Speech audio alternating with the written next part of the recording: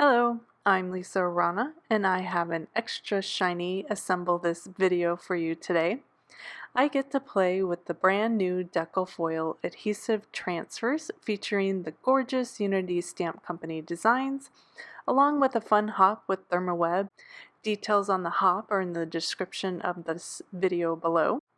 And I can't wait to show you how adhesive transfers make foiling so easy anyone can do it, since you don't need heat or a special machine. Stick around to see how easy it is to foil and to assemble these cards. I'm going to start out by creating my background on my card base.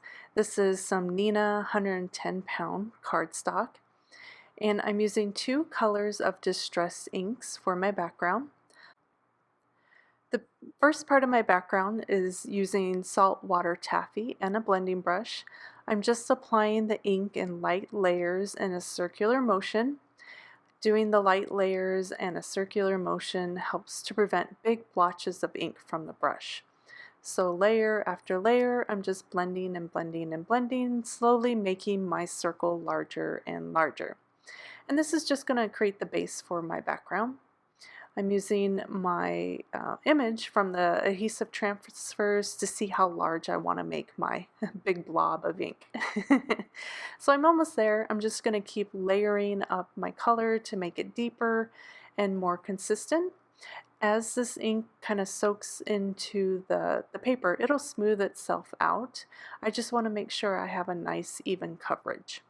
And that looks good, so I'm going to move on to my stencil, which is the Star Confetti stencil from Unity, and then I'm using worn lipstick to stencil on those stars.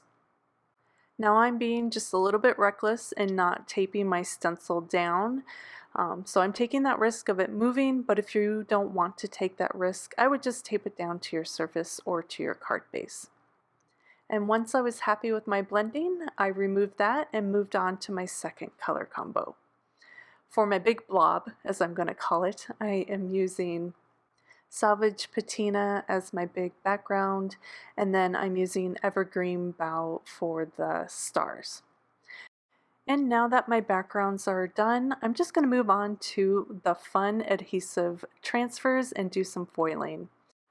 I am using these two images from the Blossoming Friendship adhesive transfer sheet, and I'm just going to cut those away and save the rest for later. And then I'm also going to separate the sentiment from the flower image. And then I'm going to cut some pink melon decal foil down to the size of my sentiment. And I'm just using a rotary cutter to do that. And then for the floral image, I'm going to use some gold glitter decal foil and trimming that down as well. And I like to use Hammermill 110-pound cardstock. It's very smooth and it creates a really nice foiled image. I'm just going to take off the backing from these adhesive transfers carefully because what's on there is glue, and I just want to make sure that that's tacked down to my cardstock gently and so it doesn't move or peel it away from the backing. And my preferred method is to use a die cutting machine to add the pressure. You can use a laminator, but I don't find it necessary. I just think I get better results with my die cutting machine. I place down a carrier sheet, put my images inside that, add a shim because my machine is a bit looser and it requires a little extra pressure, and then I just roll that through my die cutting machine once. Remove it, and then I slowly peel off that acetate topper and set it aside. Save those because you can use those for other projects. And then here is a look at the adhesive that's left behind. It is sticky, so don't touch it or get any dust or any other cat fur or something on it. You just want to make sure it stays clean, and then lay your decal foil pretty side up so the silver is touching the glue on top of the adhesive transfer. And you just want to be, again, gentle about this. You don't want to do any rubbing or use any type of tool to kind of transfer that because that glue could lift from your cardstock and then you will not get a crisp image. Just going to trim off my excess, put it back in my die cutting machine sandwich just like I did for the first round, and then roll it through my die cut machine just once. And then I'm going to peel everything away, and we can see how amazing this foil transferred to those adhesive transfers. It just has perfect crisp coverage every single time. And for my other panel, I used the Let's Celebrate saying, and I did that foil in aqua. And now I have all my images foiled up and ready to assemble my final cards. I grabbed my scissors and I'm going to do a bit of fussy cutting. Just going to carefully cut around both the floral images that I foiled up in that pretty gold, and then I'm going to fussy cut around the Celebrate sentiment, and then I left the birthday sentiment in just a banner. Next, I grabbed some foam adhesive and I'm just going to pop everything up.